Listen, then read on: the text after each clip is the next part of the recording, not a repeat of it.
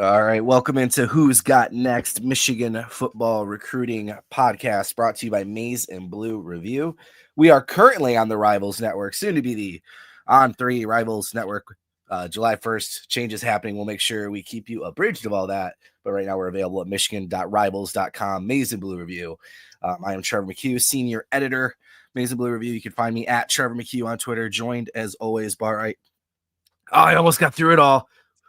By our recruiting insider, the man from down under, Mr. Aidan Sen. How are you doing, buddy?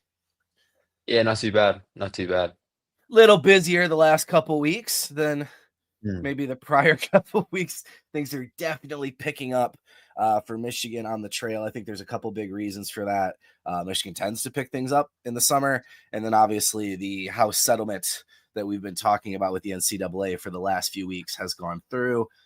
There is still a lot of legal mumbo jumbo in there. We'll touch on it a little bit, just how we think that might affect some of the upcoming visitors and current recruitments going on with Michigan. But look, let's jump right in. Michigan landed 2 tight ends a couple weeks ago.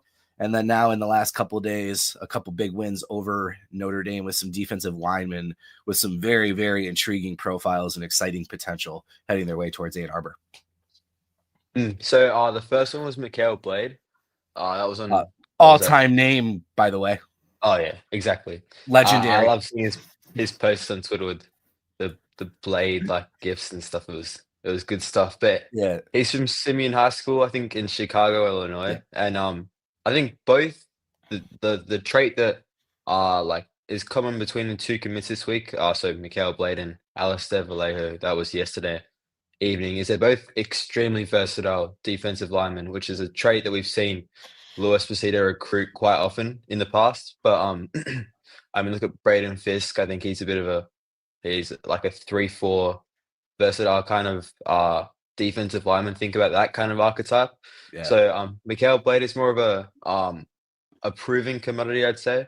Granted, he didn't play his entire junior season, but prior to that, he built up a really strong recruiting pedigree. I mean, he's got offers from all over the country, all the top P5 schools. I think he probably projects more as a defensive end rather than a defensive tackle.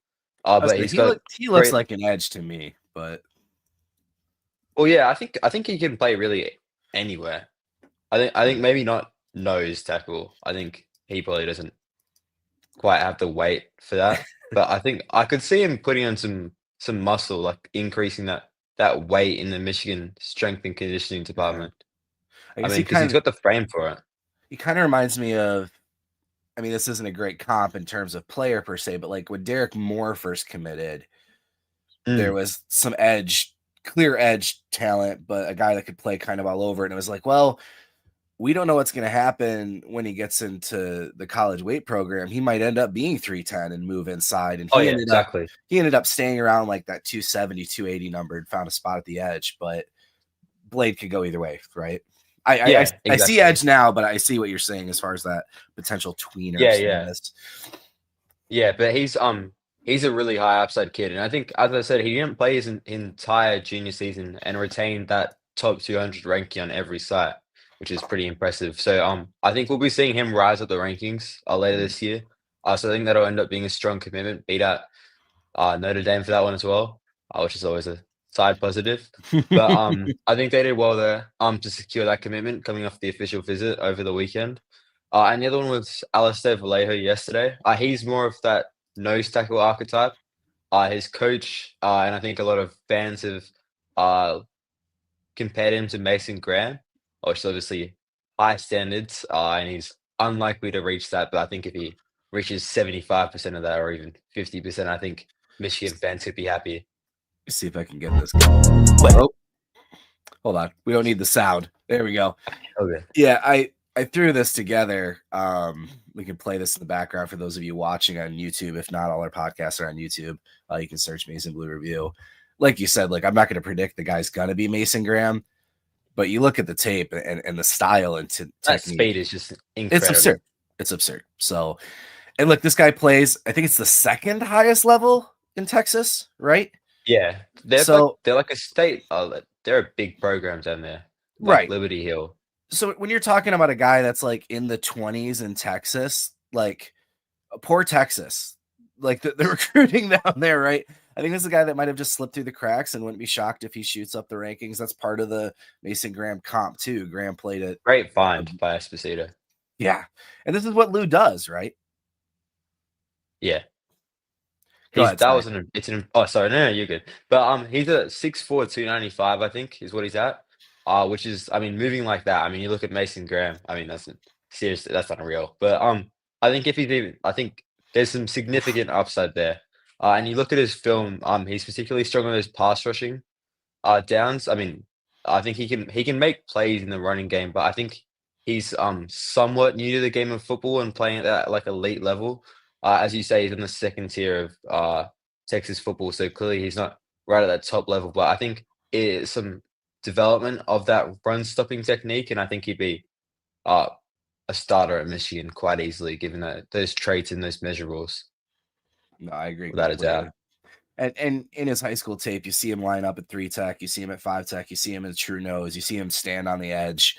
That versatility. I don't think it's just on the defensive line, the entire defense.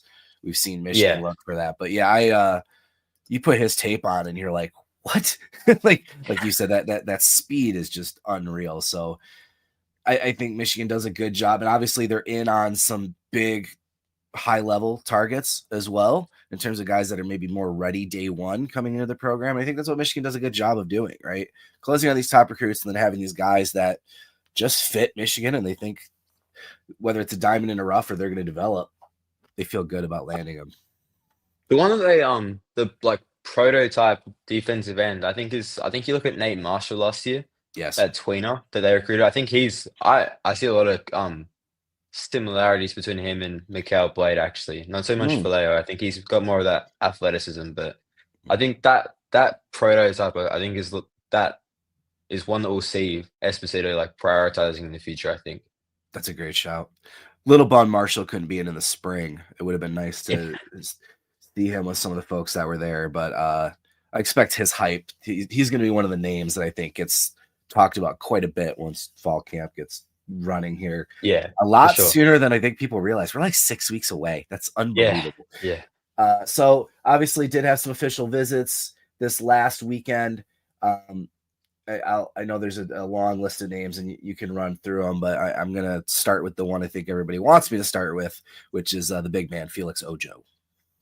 Yeah, so that one went positively. I think it went about as well as it could have, given the circumstances. So I mean, we'll get into it a bit later, but exact NIL numbers aren't being discussed right at the moment. But which I think will play a big factor in that recruitment. I mean, you look at his other leaders. You got, I think, Texas and Ohio State. I think he's pretty much down to with Michigan because he cancelled that Oklahoma over for June 20th. Yes. I think Florida as well is the other one, Florida. But yeah, that one went well. He came off really, like, he was really happy with it. I think Spiegelman had the article on him. I'm not sure, but one of the national guys had a interview with him, and he was basically talking about Bryce Underwood recruiting him very significantly and having a lot of conversations with him while I was on campus. And I think that those player relationships have been really positive. Oh yeah, all good. Particularly on the offensive line, I think Grant Newsom and Sharon Moore have done. I mean, not to take away from the other assistant coaches, but I think those two guys in particular have done a really impressive job of connecting with the offensive linemen this cycle. I mean, you look at Malachi Ali, I think he's been the highest on Michigan and his relationships with the Michigan coaches of any program recruiting him, and I think that's similar for Ojo. I think, but Texas will be certainly hard to beat here. I think that Michigan may slightly have the edge over Ohio State at the moment, but yeah, I think Texas will be hard to beat. They've got some interesting names there as well. We're gonna talk maybe about more interior prospect in a little bit coming this weekend, but it still feels like, I know Walbridge is a guy that a lot of people have labeled as a top target there too. So we'll see how it plays out. I think if you're in a good spot on the offensive line because you've had two really good classes in 24 and 25, and you look at the board and there's options there. And I think they're going to close strong, and you're going to go, wow, this room next year, the three classes in a row are going to be impressive. I think like positionally, that's probably the strongest like part of the recruiting board this cycle. I think just looking like the ceiling of that and what could be with Obert, Lee, as I reference, Wallbridge, as you say, Yeah. another guy we'll talk about in a bit. But yeah, I think there's a lot of potential there to have another really good offensive line recruiting class. And the deja vu is hard to ignore. I mean, last year we were talking about there were some early misses on left tackle last year, and it seemed like, man, this is like the one spot. If you don't get a left tackle in this class, then all of a sudden you get Babaloa, who might start this year, and then another tackle in Haywood who could potentially slide into guard. But anyway, let's get into it with some other guys. Sounds like things are really trending well. Donovan Webb, Nick Abrams, a couple other names you've got there too. Yeah, I think Donovan Webb was probably the one they did the most with this weekend. I'd say I think they're in a strong position to land a commitment there. I think Notre Dame is the other. I mean, there's quite a few of those battles this cycle, but Yeah. as always, but I think Michigan's really well positioned to land a commitment there. He's really, he's had a great time connecting with Lamar Morgan. I think that in-home visit at the end of May resonated quite significantly with him.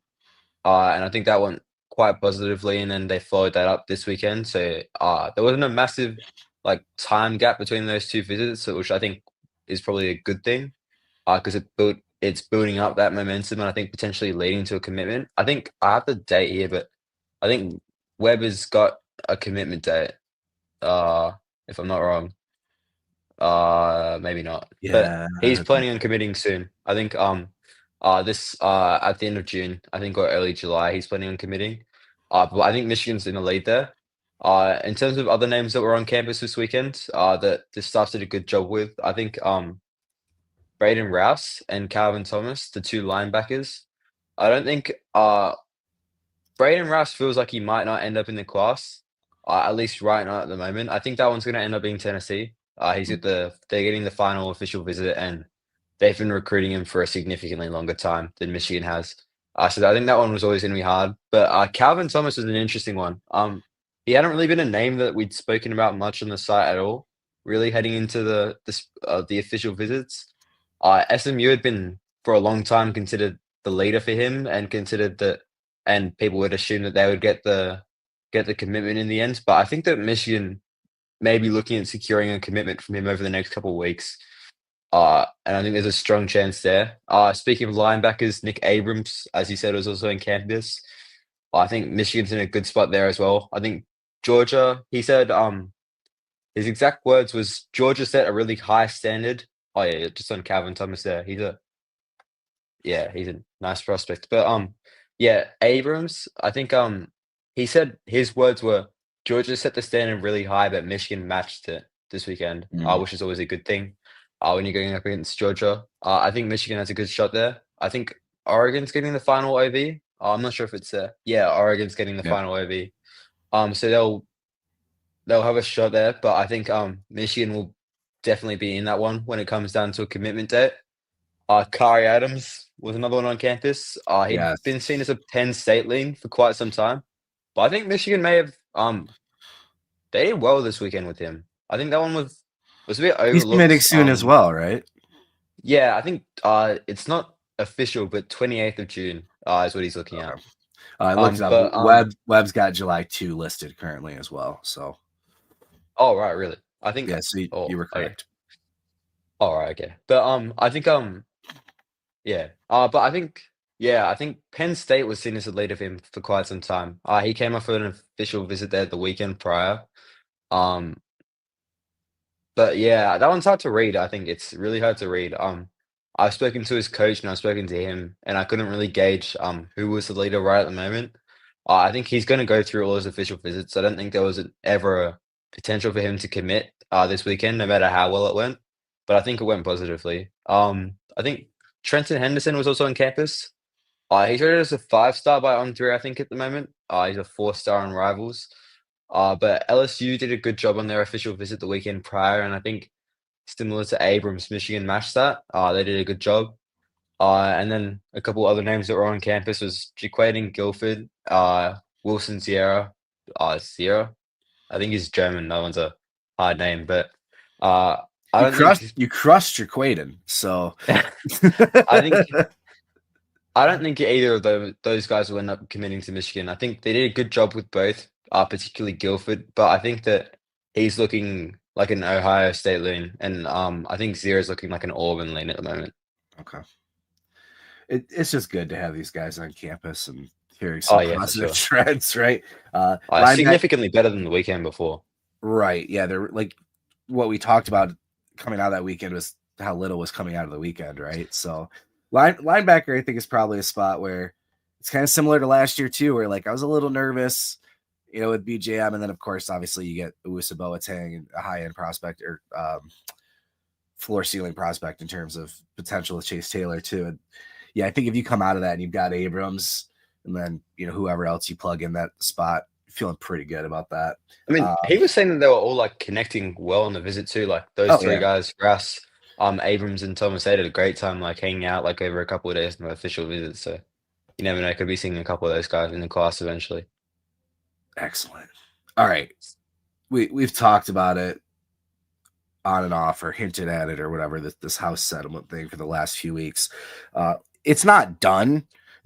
Right. I fully expect more lawsuits to come because the judge chose not to put any type of antitrust decision in regards to the NIL. I don't want to get into it too much in terms of that part of it. What we know, roster limits are coming, but there is a grandfather clause for current players that were maybe cut preemptively, anticipation. Basically, it's just not going to be a concern out the gate, which is something Sharon Moore kind of anticipated and had hinted at in previous comments. And then, look, there's some clarity on the revenue share. Ward Manuel has been very public about how Michigan's going to do that. We've talked about forever. Sean McGee and Moore have already had a chart. They've been showing these players. It's very much like an NFL system when it comes to that revenue share, right?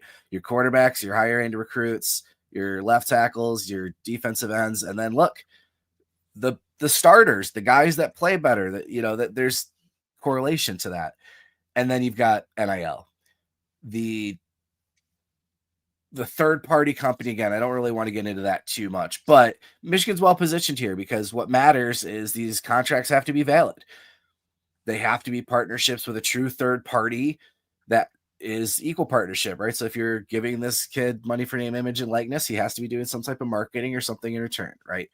Michigan's positioned through that with their collectives and some of the folks they have in house and the LCS GM, blah, blah. What it brings is clarity, which is something Michigan likes. How is that impacting some of these recruitments? Michigan's kind of been saying, hey, this is where we typically fall with NIL.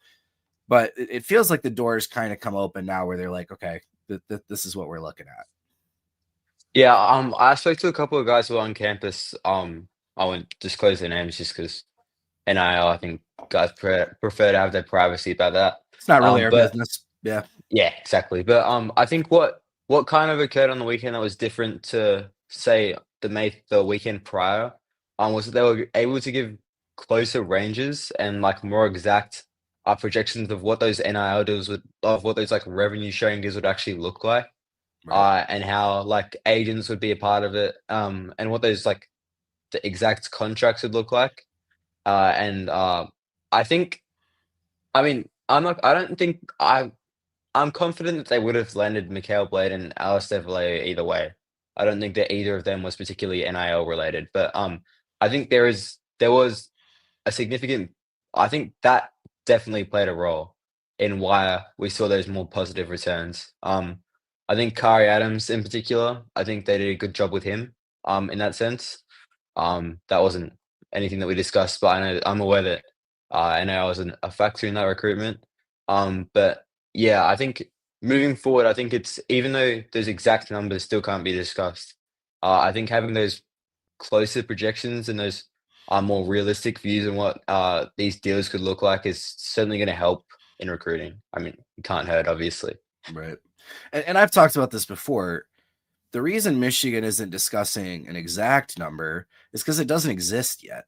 And that's true of every program. They don't know what their final number is going to be. What some schools do, I'm sorry, Dead Horse, if you're a regular viewer, I appreciate it. But they'll offer the money and then they go and try and find it. Right? We've committed this much to this many people, whatever. We got to go find it. And that's why you see a lot of big commits at the end say, oh, things didn't really work out, or, whatever terminology they use about coming up short or failed promises or whatever it might be, right? The money's not there. Michigan knows what their budget's going to be realistically. What they don't know is the exact partnership that they've created for you yet. But once you commit, right now they're going and talking to all these people that they have and all these partners and finding the right fit for you. And that's where the deals come in. So that's part of the reason why Michigan closes so well at the end of the year too, is because they have a better idea what the end of year budget's going to be, right? It's just good business. I hate to say it's good business when we're talking about college football, but who are we kidding? It's a business, right? So yeah. Sean McGee obviously staying. I think that continuity is a good thing. Navy chose someone else for their athletic director.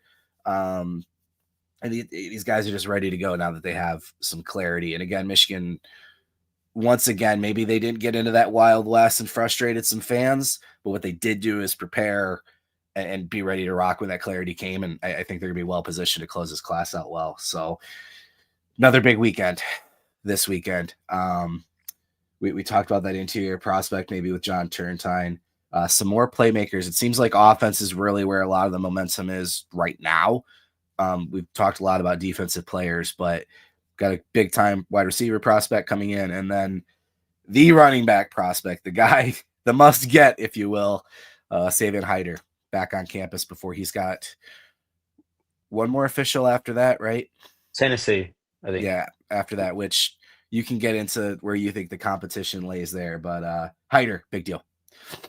Yeah, I mean, some would argue it's the biggest official visit weekend of the entire cycle, just purely because Hyder's on campus. But yeah, I mean, that's a big one. I think NIL discussions will be had there, following up from that revenue sharing, from what occurred there. I mean, obviously, exact numbers can't be discussed, as we said, but I think there's a good opportunity that they could look to close, or not necessarily. I'm still expecting him to take that Tennessee official visit, but That's such a dangerous game.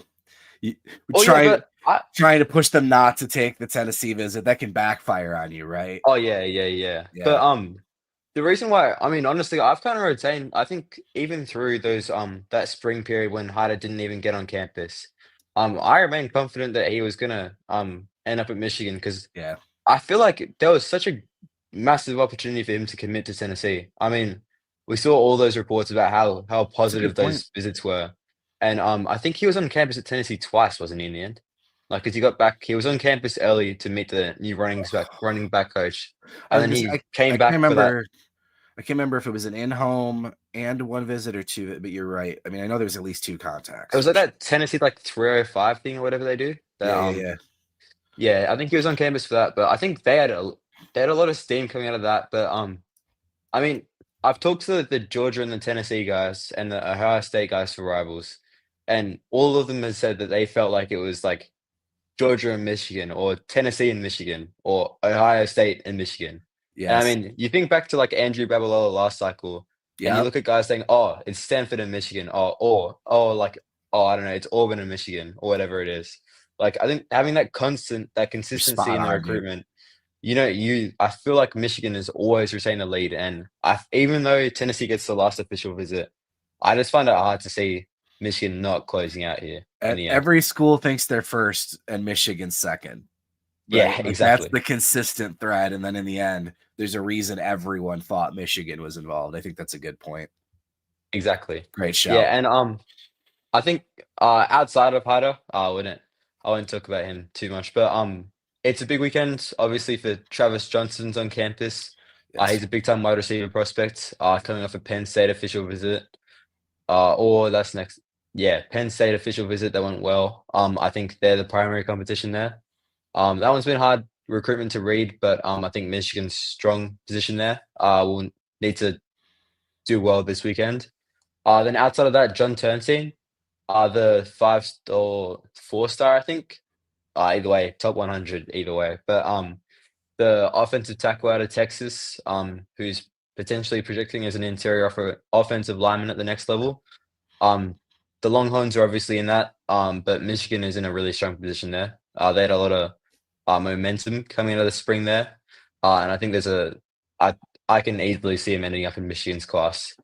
And then outside of that, I mean, it's a massive weekend for safeties. I think there's hold on, let me count it up, but there's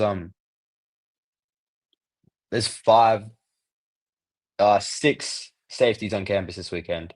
So you got Chase Calicut, who at one point was seen like a Michigan lean, but having rescheduled his Texas visit to June 20th, that's looking like he might end up a Longhorn.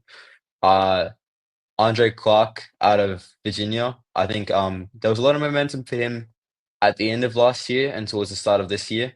I'm not quite sure where that one's at the moment. I haven't checked up on that in a while. Jordan Deck, who's Yes. I could very easily see committing to Michigan after this weekend. He was scheduled for May 30th, but ended up having to reschedule for this weekend. Not due to any like angst against Michigan, just it didn't work out in the end. And then Nazcar McCoy, and Salisi Moore, who are all strong Another great prospects. name. Oh yeah, for sure. But Give me NASCAR. I find it hard to believe they don't come out of this weekend with a safety commit. And then the other names on campus are Kenneth Goodwin, Dion Fulper, and Anthony Davis are the linebackers. And I think Tariq Boney will be taking his official visit, having committed last month this weekend. Forgot about Goodwin. That's another linebacker I'm really intrigued by. Yeah, he canceled his Georgia official visit, I think it was. And they were seen as the leader for him for quite a while. So I think Michigan has a lead there as well. I think there's a lot of like underrated guys that Michigan has the lead for that people aren't really talking about, including myself enough coming in this weekend. I think even like Nazcar McCoy, there's a good. I think Michigan has a lead there too. Really, it's been so tough to read because there was the actual self-imposed recruiting restrictions that I think caused some. I don't know what the right term is, but I mean, Hiter was caught up in that, right? Because I think some people maybe overreacted to, like you said, him taking some other visits when Michigan communicate, but didn't mean that relationship wasn't there, completely fell off. I think Michigan did a good job of letting these guys know what was happening, and then B, having a plan ready to go as soon as they were able to again. And then obviously now we've got this kind of summer blitz before the slow period that comes in. So there's a lot of good trends for sure. And people, I talked about this before on the last show, and I've talked about it online a little bit. People kind of freaking out. I mean, getting this run of commits has definitely helped people kind of freaking out about this class, but they're way ahead of schedule to last year. Oh yeah, absolutely. Not just in quantity, but you've got your quarterback. You've got, I think a very underrated prospect at wide receiver in Pyle. You can see the O-line board coming together, a couple of really good prospects on the defensive line, et cetera, et cetera. So things are really, really starting to pick up here. It's an exciting time to follow Michigan recruiting. So you want to make sure you continue to follow Mr. Aidan Sen on social media and all of his intel, constant intel, and then scouting reports and information he's posting over at michigan.rivals.com. Again, kind of tough to plug us right now because until July 1, I don't have all the information in terms of what the subscriptions and stuff are going to look like. So hang with us if you're not a subscriber already. Like I said, get in there, talk with our community, see what you think. And then follow us on the socials for now as we continue to keep this updated. And we'll be here. Who's got next? I'm going to keep trying to do this deal every Wednesday, 10 a.m. Obviously, if we adjust, we'll let you know. But like, subscribe, notification bell so you know when we go live. It's just not Aiden and I doing Who's Got Next. We've got Hail to the Podcaster flagship show on the weekends when we're able to run it. Dennis goes live a few days a week during the day with his daily show as well. Plenty of Michigan coverage, different views on whether it's recruiting or some team information. And I don't know, the COI stuff we're not really touching, man. I'm just not. Yeah.